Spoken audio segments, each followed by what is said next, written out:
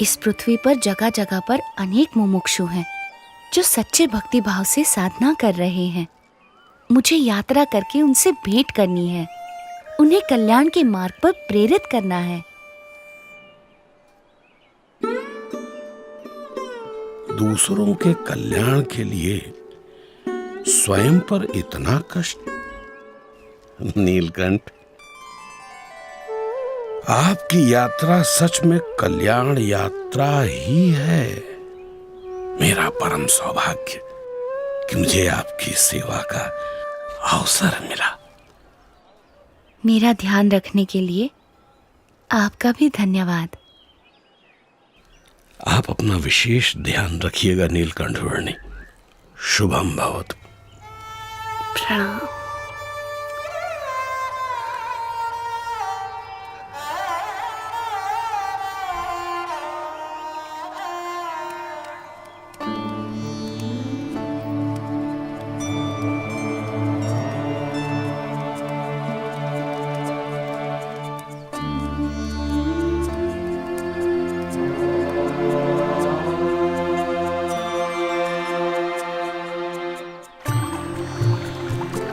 गंगा के प्रवाह समान अविरत और गतिशील ऐसी अपनी कल्याण यात्रा में नीलकंठ वर्णी बद्रीनाथ से गंगोत्री जाने के लिए बढ़ चले, और वो भी कोई सीधा सादा रास्ता न चुनते हुए बद्रीनाथ से सीधे गंगोत्री जाने के अति विकट मार्ग पर बर्फ की समाधि जैसे प्रदेश में बर्फ की आंधियों, बर्फ के प्रपातों और बर्फ के तांडवों को पार करते हुए।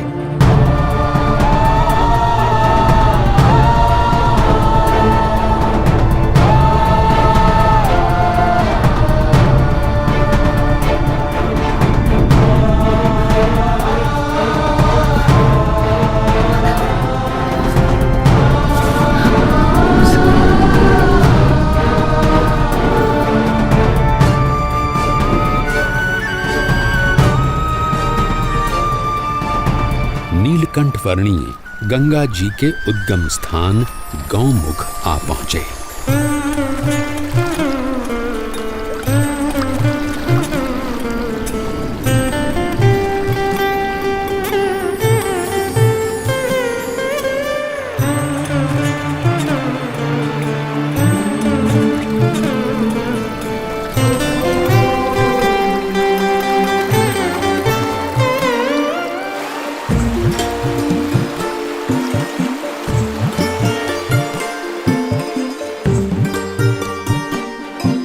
नीलकंठ वर्णी गंगोत्री आ पहुंचे और वहां से हरिद्वार आ पहुंचे। सर्वोत्कृष्ट कल्याण की प्राप्ति के लिए सच्चे गुरु के मार्गदर्शन के अनुसार दुर्लभ मनुष्य देह का उपयोग कर लेना चाहिए।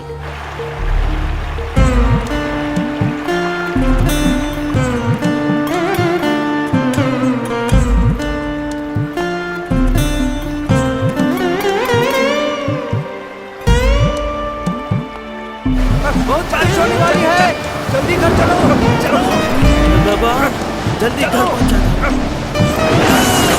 चल भाई चल।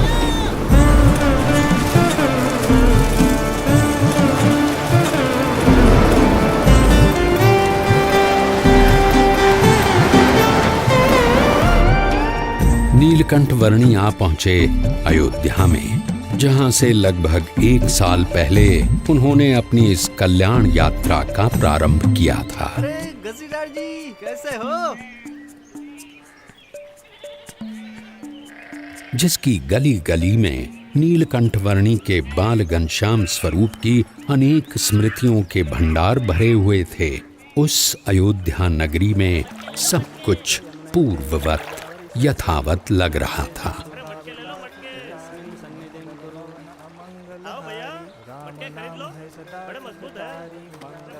अरे भाई, इधर उधर मत देखो, काम में ध्यान दो। ये मेरे सर पे रख दो। अब जाओ।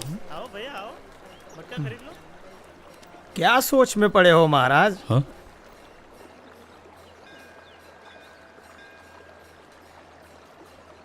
सोच रहा हूं कि ये संसार का चक्कर भी अजीब है। हर कोई अपने कारोबार में लगा पड़ा है।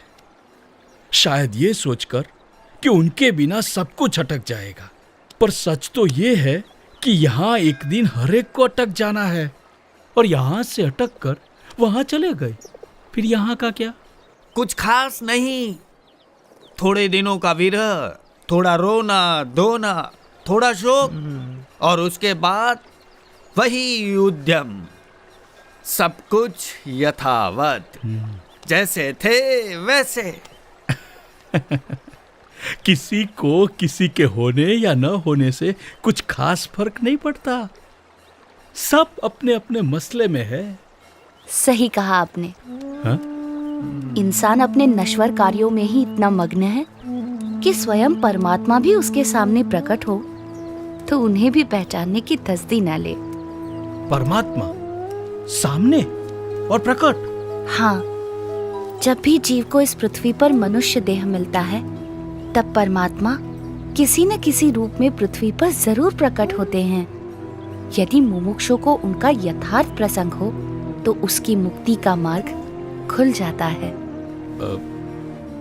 वैसे यहाँ से मुक्तिनाथ जाने के लिए कौन सा मार्ग उचित रहेगा? बताओ भाई। यहाँ से उस तरफ वंशीपुर है और वहां से उत्तर पूर्व दिशा में नीलगिरी पर्वत की ओर बढ़ते चलिए। अरे सब लोग यहाँ आ जाओ, चलो चलो, भोजन तैयार है। प्रणाम।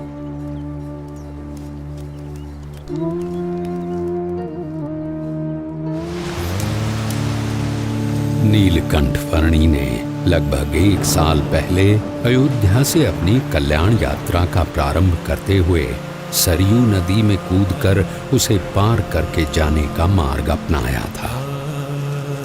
और आज अयोध्या से मुक्तिनाथ की ओर जाने के लिए भी उन्होंने वही मार्ग अपनाया।